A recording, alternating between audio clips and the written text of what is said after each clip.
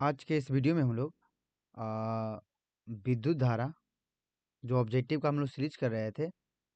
हम लोग पीछे ले पार्ट 1 हम लोग देख चुके थे, जिसमें 25 क्वेश्चन किए थे।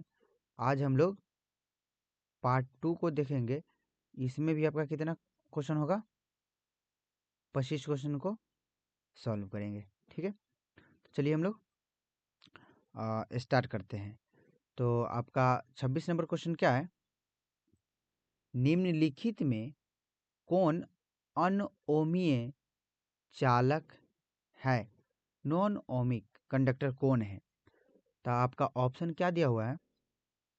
ऑप्शन ए आपका दे दिया हुआ है तांबा, ऑप्शन बी है टंगस्ट्रन, ऑप्शन सी है डायोड वॉल्व, ऑप्शन डी है एल्युमिनियम। तो आपको बताना है कि अनओमीय चालक, ठीक है, ये ऑप्शन में से कौन है? तो अनओमीय चालक किसको कहते हैं? तो जो ओम के नियम को पालन नहीं करता है, जो ओम के नियम को पालन नहीं करता है, उसको हम लोग क्या कहते हैं? अनओमीय चालक कहते हैं।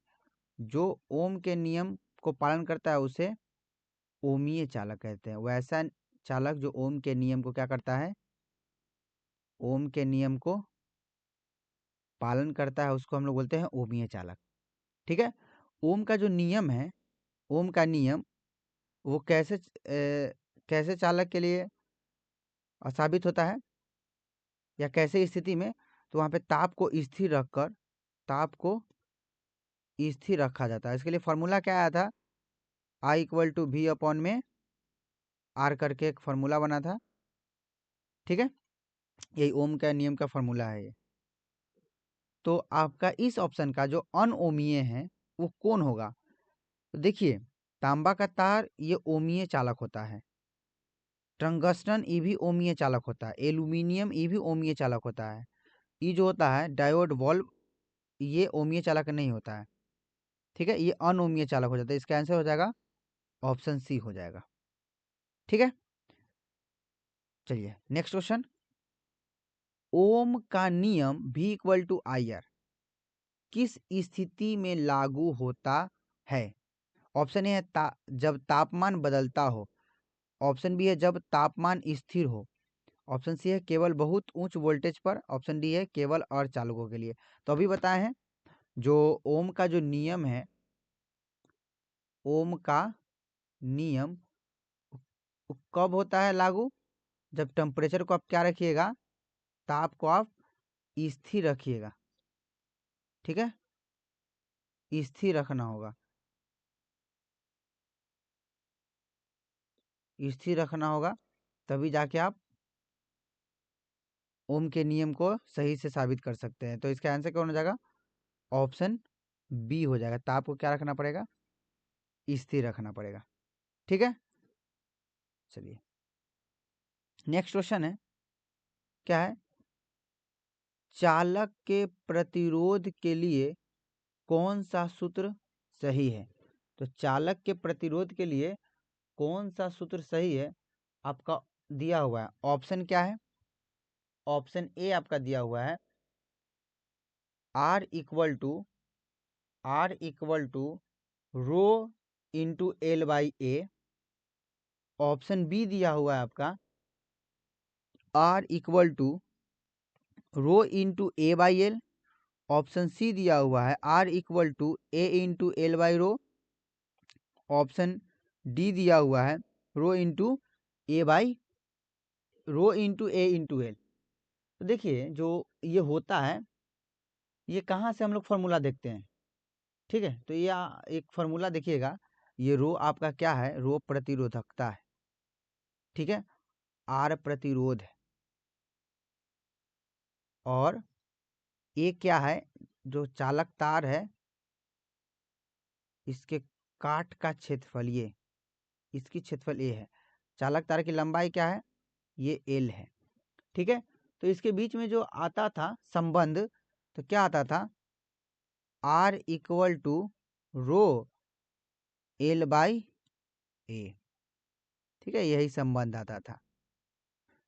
ठीक है, यही रो बराबर जो आता था फॉर्मूला, क्या आता था? रो बराबर जो आता था वो आता था आर इंटू ए अपॉन में एल करके ही फॉर्मूला आता था। ठीक है, तो इसका आंसर कौन हो जाएगा? देखिए तो आर इक्वल टू दिया हुआ है तो rho into L by A, rho into L by A, option क्या हो जाएगा? ऑप्शन ए इसका आंसर हो जाएगा।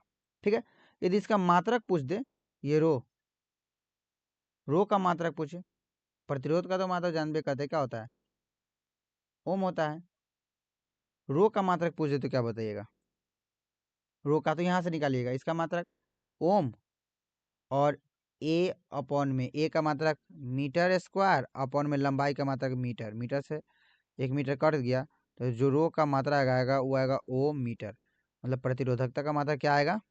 ओम मीटर आएगा। ठीक है, चलिए नेक्स्ट क्वेश्चन देख लीजिए। विशिष्ट प्रतिरोध का एसआई मात्रक क्या है? विशिष्ट प्रतिरोध का एसआई मात्रक क्या है? आपका ऑप्शन ए दिया हुआ है ओम, ऑप्शन बी दिया हुआ है ओम मीटर, ऑप्शन सी दिया हुआ है, क्या दिया हुआ है?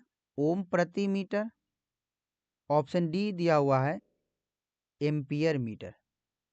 तो जो विशिष्ट प्रतिरोध को रजिस्टिविटी भी कहते हैं। ठीक है,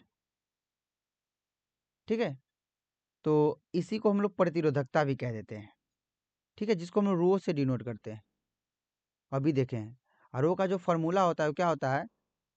आर इंटू ए अपॉन में एल, यही होती है। इसका हम लोग परिभाषा भी देखे थे कि विशिष्ट प्रतिरोध है प्रतिरोधकता का क्या फॉर्मूला होता था? ई फॉर्मूला है। इसका परिभाषा क्या होता था? प्रति एकांक लंबाई, प्रति एकांक लंबाई तथा एकांक पृष्ठीय क्षेत्रफल में उत्पन्न प्रतिरोध को प्रतिरोधकता कहते हैं। ठीक है, यही इसका फॉर्मूला होता था प्रतिरोधकता या विशिष्ट प्रतिरोध का।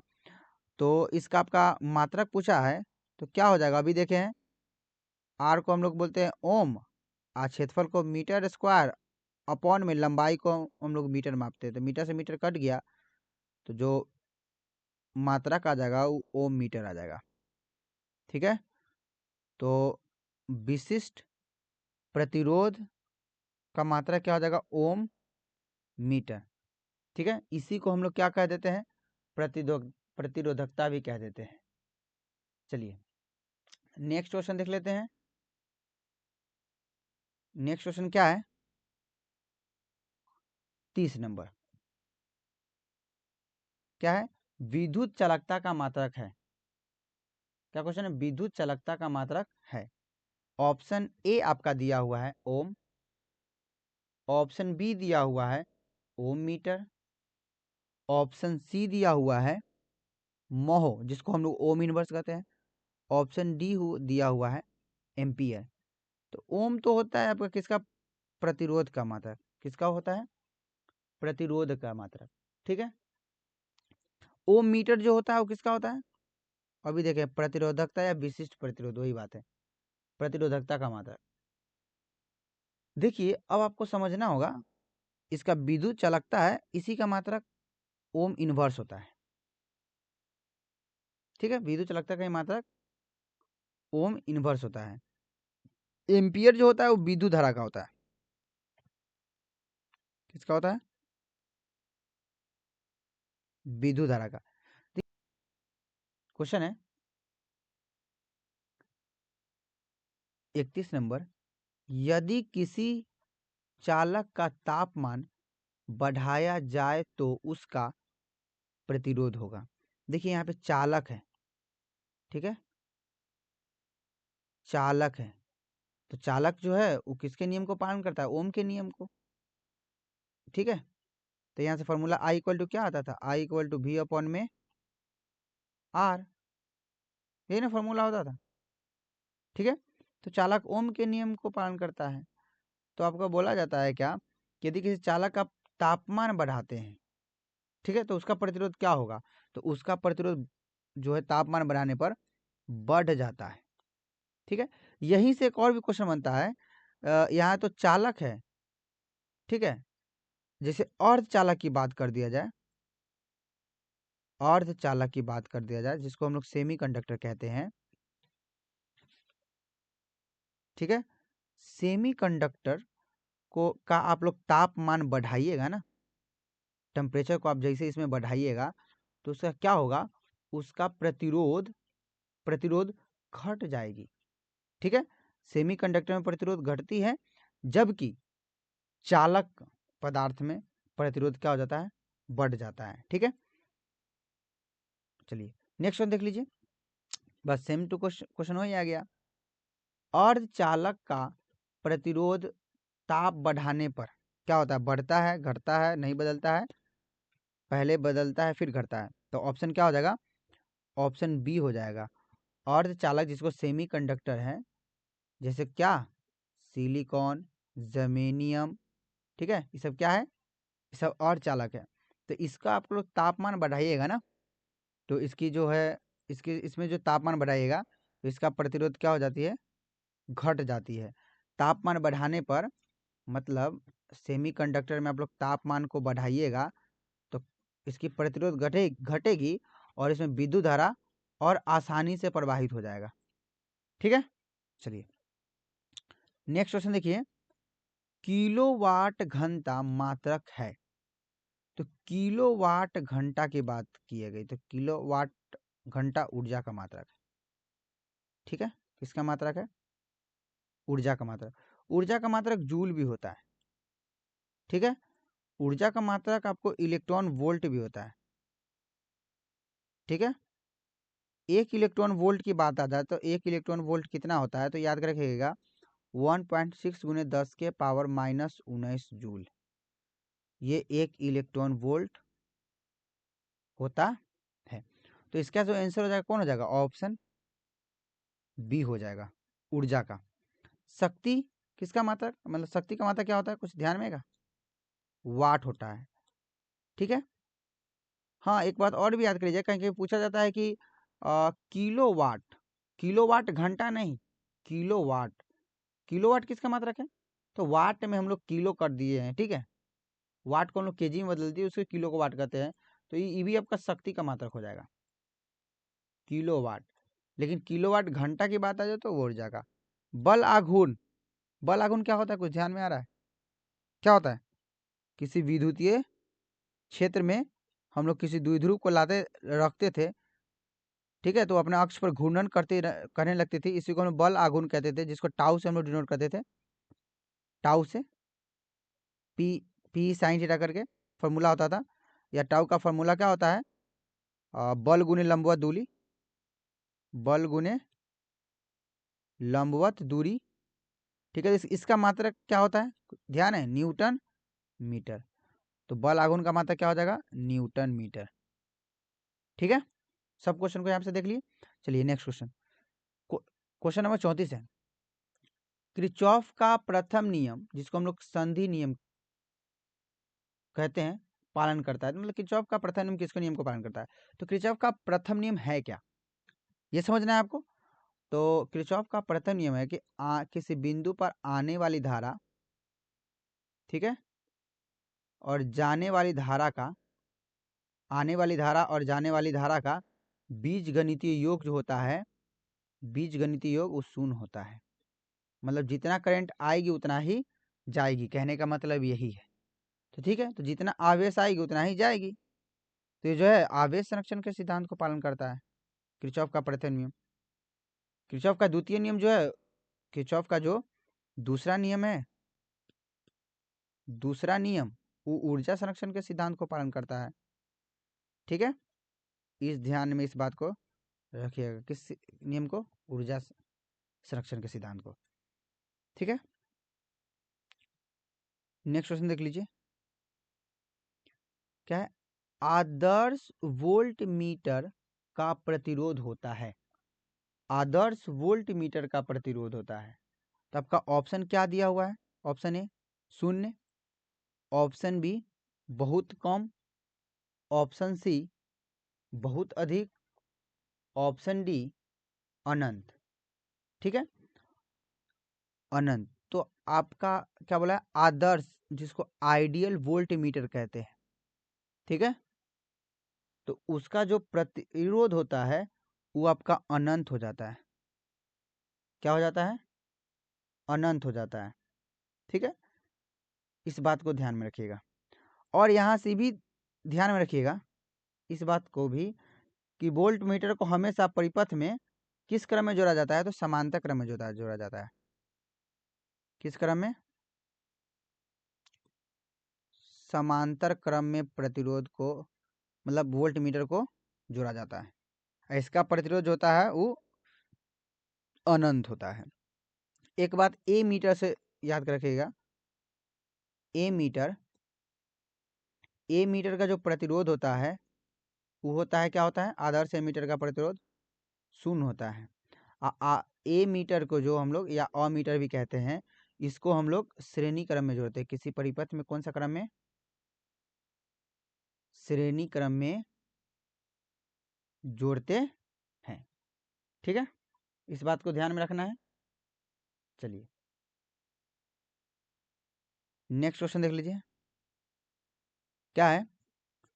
विद्युत परिपथ की शक्ति होती है, विद्युत परिपथ की शक्ति होती है। ऑप्शन ए आपका दिया हुआ है, ऑप्शन ए क्या क्या दिया हुआ है? V into R. Option B दिया हुआ है V square into R. Option C दिया हुआ है V स्क्वायर अपॉन में आर। ऑप्शन डी दिया हुआ है V अपॉन में आर। देखिए विद्युत शक्ति, विद्युत में या परिपथ की शक्ति को हम लोग जो डिनोट करते हैं वो P से करते हैं। इसका जो फॉर्मूला होता है P इक्वल टू VI, ठीक है। VI होता है, ठीक है। हम लोग इसको कैसे परिभाषित करते हैं? विद्युत परिपथ की शक्ति वह दर है जिस पर विद्युत ऊर्जा स्थानांतरित या उपभोग की जाती है, ठीक है। इसका जो फॉर्मूला होता है वोल्टेज इंटू धारा होती है, इसको P इंटू VI भी लिखते हैं। अब इसी को हम लोग बदल बदल के यहाँ से ये वाला फॉर्मूला रख के, क्या आई इक्वल टू कौन सा? आई इक्वल टू V अपॉन में आर, इस वाले फॉर्मूला को रख के हम लोग बदल देते हैं, ठीक है। और यहाँ से ईवी वाला फॉर्मूला रख सकते हैं, V इक्वल टू क्या लिख सकते हैं? आई इंटू आर। तो देखिए ये दोनों फार्मूला है, ये दोनों को हम लोग इसमें इम्प्लीमेंट करेंगे तो क्या फार्मूला हो जाएगा? P का P रहेगा इक्वल टू, V को रहने देते हैं, I के जगह पे क्या लिखते हैं? V अपॉन में आर। तो V अपॉन में आर, तो P इक्वल टू क्या आ सकता है? V अपॉन में आर। तो ईवी एक शक्ति का फार्मूला हो गया, ईवी शक्ति का फार्मूला, ईवी शक्ति का फार्मूला। अब ई वाला भी इसमें रख सकते हैं, तो P इक्वल टू क्या आ सकता है? I into R into I. तो क्या हो जाएगा? आई से I, P equal to I square, sorry P equal to I square into R आ जाएगा आपका। तो ई भी आपका क्या हो सकता है? फॉर्मूला बन सकता है कि नहीं? तो तीन फार्मूला है, देख लीजिए ये तीनों को आप लोग याद कर लेना है। तो इसमें से कौन सा ऑप्शन हो जाएगा? ऑप्शन आपका तो क्या दिया हुआ है? V स्क्वायर अपॉन में आर, ऑप्शन सी हो जाएगा, ठीक है। ध्यान में रखना है। चलिए नेक्स्ट क्वेश्चन, विशिष्ट प्रतिरोध जिसको हम लोग क्या कहते हैं? प्रतिरोधकता कहते हैं, का ऐसा ही मात्रक है। वही विशिष्ट प्रतिरोध जिसको हम लोग रो से डिनोट करते थे, ठीक है। Rho equal to are into क्या होता था? ध्यान में, ए अपॉन में एल। यही होता था आपका क्या? इसका विशिष्ट प्रतिरोध का या प्रतिरोधकता का फॉर्मूला। तो अब यहीं से हम लोग मात्रक देख लेते हैं, क्या हो जाएगा मात्रक? तो अभी देखें, बताइए, ध्यान में आया? कुछ नहीं आया? चलिए बता देते हैं। तो इसका जो मात्रक हो जाएगा, जैसे यहाँ से हम लोग देखे थे आर का मात्रक ओम, और क्षेत्रफल का मीटर स्क्वायर अपॉन में मीटर, 1 मीटर से 1 मीटर कट गया, ओम मीटर बच गया। तो इसका आंसर क्या हो जाएगा? ऑप्शन बी हो जाएगा। ओम किसका मात्रक? प्रतिरोध का मात्रक, ठीक है, प्रतिरोध का मात्रक। चलिए नेक्स्ट क्वेश्चन देख लीजिए, क्या है? 38 नंबर क्वेश्चन है, इलेक्ट्रॉन वोल्ट द्वारा मापा जाता है। तो इलेक्ट्रॉन वोल्ट द्वारा जो हम लोग मापते हैं, हम लोग एनर्जी को मापते हैं। किसको मापते हैं? ऊर्जा को। ठीक है, 1 इलेक्ट्रॉन वोल्ट बराबर जो होती है वह 1.6 गुने 10 के पावर माइनस 19 जूल होती है। ठीक है, ऊर्जा का जो मात्रक होता है जूल भी होता है। ठीक है, इलेक्ट्रॉन वोल्ट भी होता है। तो इसका आंसर क्या हो जाएगा? ऑप्शन सी हो जाएगा। आवेश, आवेश का मात्रक क्या होता है आपका? कूलम होता है। ठीक है, आवेश का सीजीएस मात्रक पूछ दे तो क्या होता है? एस्टैट कूलम होता है। कूलम, 1 कूलम बराबर कितना स्टेट कूलम? तो 3 गुने 10 के पावर कितना? 9 ESU। ठीक है, इस बात को याद रखिएगा। आवेश का बीमा क्या होता है? AT होता है। विभवांतर का मात्रक क्या होता है? वोल्ट होता है। धारा का मात्रक क्या होता है? एम्पियर होता है। ठीक है, चलिए नेक्स्ट क्वेश्चन। क्वेश्चन नंबर 39 है, एम्पियर घंटा मात्रक होता है। तो एम्पियर घंटा यहाँ से जो मात्रक बनता है इस फॉर्मूला से बनता है, I = Q/T। प्रति एकांक समय में प्रवाहित आवेश को विद्युत धारा कहते हैं। यहीं से तो आवेश का मात्रक हम लोग कूलम लिख लेते हैं। सॉरी, ऐसे कीजिए, यहाँ से Q = लिखिए क्या? I × T। तो आवेश का तो मात्रक एक कूलम ही होता है, ये तो ध्यान में है। ठीक है, लेकिन अब नेक्स्ट इस वाले फॉर्मूला से हम लोग एक आवेश का मात्रक एक और भी निकालते हैं। आई का हम लोग बोलते हैं एम्पियर, समय को लिखते हैं सेकेंड। तो एम्पियर सेकेंड आवेश का मात्रक आ जाएगा। ठीक है, इसी सेकेंड को हम लोग बदलेंगे तो एम्पियर मिनट भी आ सकता है। इसी मिनट को हम लोग बदलेंगे तो एम्पियर घंटा भी आ सकता है। ठीक है, और ही बदलते चलेंगे। तो इसका जो आंसर हो जाएगा वो आ जाएगा आपका क्या? आवेश का। आवेश का जो मात्रक होता है एम्पियर घंटा हो जाता है। एम्पियर मिनट भी हो सकता है, एम्पियर सेकेंड भी हो सकता है। शक्ति का मात्रक वाट भी हो सकता है, या शक्ति का मतलब औसत शक्ति, और जो शक्ति का मात्रक हो जाता है वो HP भी हो सकता है, हॉर्स पावर। ठीक है, शक्ति का जो मात्रक होता है वो आपका HP भी हो सकता है। 1 HP बताइए तो 1 HP कितना होता है? 1 HP = कितना वाट? बता सकते हैं? इसको कमेंट बॉक्स में बताइएगा। ठीक है, ऊर्जा का मात्रक क्या होता है? जूल होता है। और भी हो सकता है, इलेक्ट्रॉन वोल्ट भी हो सकता है। और भी हो सकता है, किलोवाट घंटा भी हो सकता है। ठीक है, विभवांतर का तो मात्रक समझते हैं क्या होता है? वोल्ट होता है।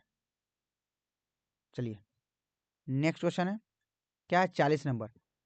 विभव मापी का उपयोग मुख्यतः क्या मापने में किया जाता है? तो विभव मापी का जो उपयोग हम लोग कहते हैं मुख्यतः विभवांतर को ही मापने में किया जाता है। इसका आंसर हो जाएगा ऑप्शन सी। ठीक है, चलिए नेक्स्ट क्वेश्चन। क्वेश्चन नंबर 41 है, आदर्श ए मीटर का प्रतिरोध होता है। तो ए मीटर का जो आपका आइडियल ए मीटर का जो प्रतिरोध होता है वो आपका 0 होता है। ठीक है, 0। तो इसका आंसर क्या हो जाएगा? ऑप्शन सी हो जाएगा। आदर्श मीटर को किसी परिपथ में हम लोग जोड़ते हैं, उस श्रेणी क्रम में जोड़ते हैं। किस क्रम में? श्रेणी क्रम में जोड़ा जाता है। ठीक है, यहीं पे आपको वोल्ट मीटर भी आता है। वोल्ट मीटर, तो वोल्ट, आदर्श वोल्ट मीटर का जो प्रतिरोध होता है वो क्या होता है आपका? अनंत हो जाता है, अनंत। और वोल्ट मीटर को हम लोग किसी परिपथ में हम लोग समांतर क्रम में जोड़ते हैं, समांतर क्रम में। तो इसका आंसर क्या हो जाएगा? आदर्श मीटर का प्रतिरोध ए, ऑप्शन ए है। चलिए next question. Wheat stone bridge का व्यवहार किया जाता है, क्या किसके मापने में किया जाता है? तो व्हीट स्टोन ब्रिज का जो व्यवहार है वो प्रतिरोध को मापने में। ठीक है, संतुलन की स्थिति में P/Q = R/S, ये आता था संतुलन की स्थिति। ठीक है, व्हीट स्टोन ब्रिज को संतुलन की स्थिति भी आप लोग देख लीजिएगा एक बार, ठीक है, एग्जाम में आ सकता है, बोर्ड एग्जाम में। चलिए नेक्स्ट क्वेश्चन देख लीजिए। कार्बन प्रतिरोध के वर्ण कोड में पीले रंग का मान होता है, तो हम ट्रिक क्या याद किए थे? का भूला नापी हनी वैसलेस, याद है? का भूला नापी हनी वैसलेस। वैसलेस का मीन्स क्या होता था? काला, भू मीन्स भूरा, ला मीन्स लाल, ना मीन्स नारंगी, पी मीन्स पीला, ह मीन्स हरा, नी मीन्स नीला, ब मीन्स बैगनी, स मीन्स सिलेटी। ठीक है, तो काला का कितना होगा? 0। अब 1 2 3 4 कर दीजिए। भूरा का 1, लाल का 2, नारंगी का 3, पीला का 4, यहाँ पे हरा है, हरा का 5, नीला का 6, बैगनी का 7, स्लेटी का 8। देख लीजिए, तब क्या कार्बन प्रतिरोध का वर्ण कोण में पीला रंग का, पीला किधर है? यही है पीला, क्या हो जाएगा? 4 इसका आंसर हो जाएगा। का भू ला ना पी, 4 हो जाएगा। ठीक है, चलिए आगे आइए। 44वां क्वेश्चन है, विद्युत फ्यूज का तार बना होता है। ऑप्शन ए है तांबा का, ऑप्शन बी है सीसा, टीन या मिस धातु का, ऑप्शन सी है लोहा का, ऑप्शन डी है एल्यूमिनियम का। ठीक है, वो मिस धातु, विद्युत जो फ्यूज होता है ना, वो मिस धातु का बना होता है, जिसमें सीसा भी होता है, टीन भी होता है, मिस धातु भी। ऑप्शन इसका बी हो जाएगा। ठीक है, चलिए नेक्स्ट क्वेश्चन, धारा घनत्व का मात्रक होता है। तो धारा घनत्व का जो फॉर्मूला होता है, जे से हम लोग डिनोट करते हैं, इसका फॉर्मूला होता है प्रति एकांक क्षेत्रफल में प्रवाहित धारा को धारा घनत्व हम लोग कहते हैं। ठीक है, तो इसका आई का मात्रक एम्पियर और क्षेत्रफल, मतलब इसका जो हम लोग किसी तार में इसका एकांक काट के पृष्ठीय क्षेत्रफल में प्रवाहित विद्युत धारा को धारा घनत्व कहते हैं। तो ए मीन्स एकांक काट का क्षेत्रफल, ये मोटाई वाला। ठीक है, तो इसका जो मात्रक हो जाता है, आई का तो मात्रक एम्पियर हो जाएगा, ए मीन्स क्षेत्रफल, क्षेत्रफल का मात्रक मीटर स्क्वायर। तो एम्पियर प्रति मीटर स्क्वायर बोलिए तब, या अथी बोल सकते हैं एम्पियर, मीटर को ऊपर भेज दीजिए तो मीटर इनवर्स 2, दोनों में से कोई भी बोल दीजिए। तो एम्पियर मीटर स्क्वायर, इसका आंसर क्या हो जाएगा? ऑप्शन बी हो जाएगा। यहाँ से एक और बात भी याद कर लीजिएगा, अपवहन वेग, ठीक है, और विद्युत धारा में संबंध जो फॉर्मूला होता है, I equal to N E A V D हो जाता है। ठीक है, ये आपका वी डी अनुगमन वेग और विद्युत धारा में संबंध हो जाता है। एक और भी यहाँ से आप यहाँ धारा घनत्व में और वी डी में संबंध क्या होता है, तो ए को इधर नीचे इधर भेज दीजिए, आई अपॉन में ए हो जाएगा, यहाँ से एन ई वी डी कर दीजिए, इसी को तो हम लोग जे बोलते हैं धारा घनत्व। तो धारा घनत्व का एक और ही फॉर्मूला आ जाता है एन ई वी डी। ठीक है, तो एक तो फार्मूला ई और दूसरा का फार्मूला ई, ध्यान में रखिएगा, ये फार्मूला भी आपका एग्जाम में आता है। चलिए नेक्स्ट क्वेश्चन देख लीजिए, एक फैराडे बराबर होता है, ये बहुत बार एग्जाम में आ चुका है। एक फैराडे जो होता है वो किसके बराबर होता है? तो आपको 96,500 कूलम के बराबर होता है। ठीक है, 96,500 कूलम के बराबर होता है। नेक्स्ट क्वेश्चन देख लीजिए, क्या क्वेश्चन, विद्युत हीटर में जिस पदार्थ का उपयोग किया जाता है वह है। ऑप्शन है तांबा, ऑप्शन बी है टंगस्टन, ऑप्शन सी है नाइक्रोम, ऑप्शन डी है प्लेटिनम। ठीक है, ऑप्शन डी है क्या है? प्लेटिनम। तो ये तो बहुत हल्का क्वेश्चन है, ये 10th में भी आता है ऐसा क्वेश्चन। तो बताइए कि अब क्या है, विद्युत हीटर में किस पदार्थ का उपयोग होता है? ध्यान में कुछ आ रहा है? नाइक्रोम होता है। किसका होता है? नाइक्रोम। ऑप्शन क्या हो जाएगा? ऑप्शन सी हो जाएगा। ठीक है, चलिए नेक्स्ट क्वेश्चन देख लेते हैं। ताप बढ़ाने पर सुचालक का प्रतिरोध क्या होता है? सुचालक, अभी देखें सुचालक का प्रतिरोध, ताप बढ़ाइएगा तो जो ओम के नियम का जो पालन करता है सुचालक, उसका प्रतिरोध क्या हो जाता है? बढ़ जाता है। ऑप्शन क्या हो जाएगा? बी हो जाएगा। नेक्स्ट क्वेश्चन, विभव प्रवणता का एसआई मात्रक है। तो विभव प्रवणता क्या होता था? तो विभव प्रवणता जो संबंध है वो विद्युत विभव और विद्युत क्षेत्र के बीच के संबंध है। इक्वल टू जो फॉर्मूला होता है माइनस डी बी अपॉन में डी एक्स, ठीक है, माइनस डी बी अपॉन में डी एक्स ही फॉर्मूला होता है। तो यहाँ से क्या इसी ई को विभव प्रवणता भी कहते हैं, तो यहीं से फॉर्मूला होता है। तो इसका मात्रक क्या हो जाएगा? भी का मात्रक वोल्ट और क्या हो जाएगा? एक्स मीन्स का मात्रक मीटर, तो वोल्ट प्रति मीटर, या इसको हम लोग बोल सकते हैं वोल्ट मीटर इनवर्स, ये भी लिख सकते हैं। ठीक है, देखिए कौन सा हो जाएगा? वोल्ट प्रति मीटर, ऑप्शन बी हो जाएगा इसका आंसर। चलिए क्वेश्चन क्या है? 50 नंबर, प्रतिरोध के समांतर क्रम में निम्नलिखित में से कौन सी राशि समान रहती है? ऑप्शन ए है धारा, ऑप्शन बी है विभवांतर, ऑप्शन सी है आवेश, ऑप्शन डी है प्रतिरोध। देखिए समांतर क्रम, प्रतिरोध का समांतर क्रम है, ठीक है, प्रतिरोध का हम लोग समांतर क्रम में जो दो बिंदु मान लीजिए ए बिंदु है और बी बिंदु है, ये दोनों के जो बीच जो विभवांतर होती है ना वो सेम होती है। ठीक है, तो इसका आंसर क्या हो जाएगा? ऑप्शन बी हो जाएगा। लेकिन धारा बदल जाती है, देखिए इधर से धारा भेजते हैं ना तो इसमें अलग धारा, इसमें अलग धारा, इसमें अलग धारा, ठीक है, समानांतर क्रम में धारा बदल जाती है, लेकिन विभवांतर क्या होती है? विभवांतर समान रहती है, ठीक है, और आवेश भी बदल जाती है, इस बात को भी ध्यान रखिएगा, आवेश भी बदल जाती है समांतर क्रम में। तो इसका आंसर क्या हो जाएगा? ऑप्शन सी हो जाएगा, ऑप्शन बी हो जाएगा, सॉरी।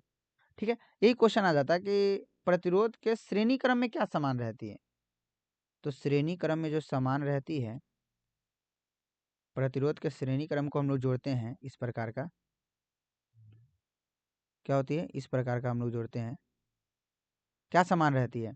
तो इसमें आपका धारा समान रहती है, ठीक है, लेकिन विभवांतर बदल जाती है, विभवांतर बदल जाती